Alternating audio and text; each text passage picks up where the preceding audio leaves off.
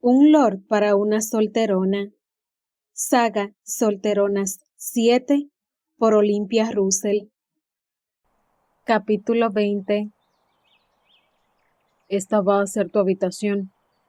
Terry acababa de abrir la puerta de par en par, pero enseguida había dado 2 pasos hacia atrás y se mantenía a una distancia excesiva de ella, más de 2 metros de separación, exceptuando el momento de la ceremonia en el que habían tenido que permanecer muy juntos, entrelazando sus manos incluso en el intercambio de anillos.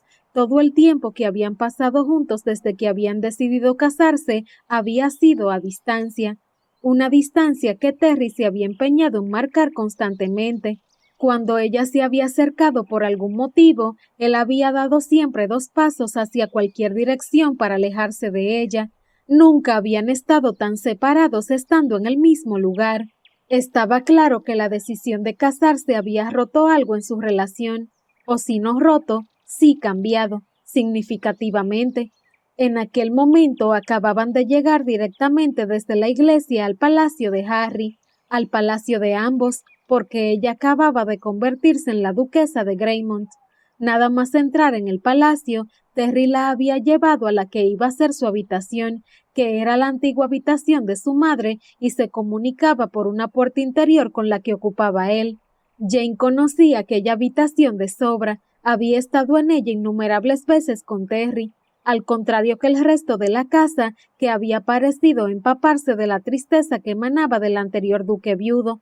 Aquella habitación, la de la fallecida duquesa, se había mantenido como una isla de alegría, paz y dulzura, un lugar que mantenía la energía de la duquesa. La habitación estaba decorada con colores claros entre los que predominaban los rosas y malvas. La cama era de madera clara, con un dosel sencillo, sin adornos recargados y cubiertos por una tela suave, blanca y transparente. Blancas también eran las sábanas y cobertores, y rosas y malvas las alfombras. Un tocador al lado del gran ventanal era de madera lacada en blanco y adornado con pequeñas flores rosas, azules y malvas. Y las cortinas, quizá lo más llamativo de la estancia, eran de batista blanca, pero estaban bordadas con innumerables mariposas de todos los colores del arco iris. Era una habitación diferente, casi mágica, y era el lugar en el que ambos habían jugado de niños las veces que ella había acudido a su palacio en vez de él al de ella. Aquella habitación también había sido, lo sabía porque él se lo había contado muchas veces, el refugio que él había buscado en la casa cuando había querido quitarse de encima la tristeza que rodeaba todo. Ella había estado muchas veces allí, pero a Jane le impactó que ahora aquella habitación fuera a ser suya. «Es preciosa», dijo, una obviedad, pero algo que tenía que decir para romper el hielo que se había instalado entre los dos. Aquella distancia que Terry se estaba empeñando en mantener con ella le dolía, al mismo tiempo que la aliviaba.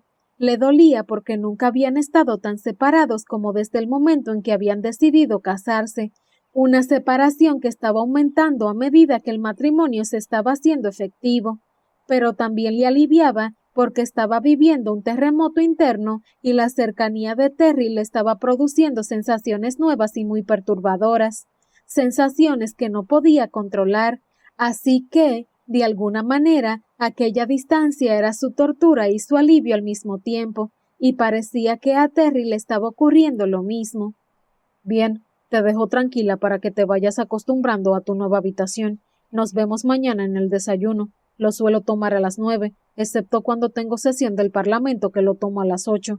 Mañana no hay sesión».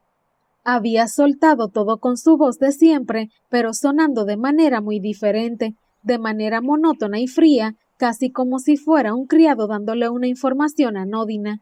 Y lo peor no había sido eso, sino que ni siquiera la había mirado y nada más soltar la última palabra había girado sobre sus talones y había salido de la habitación. También había cerrado la puerta tras él, dejándola a ella dentro con un frío interior más intenso que el que había sentido en toda su vida. Estaba claro que aquel matrimonio iba a ser muy difícil.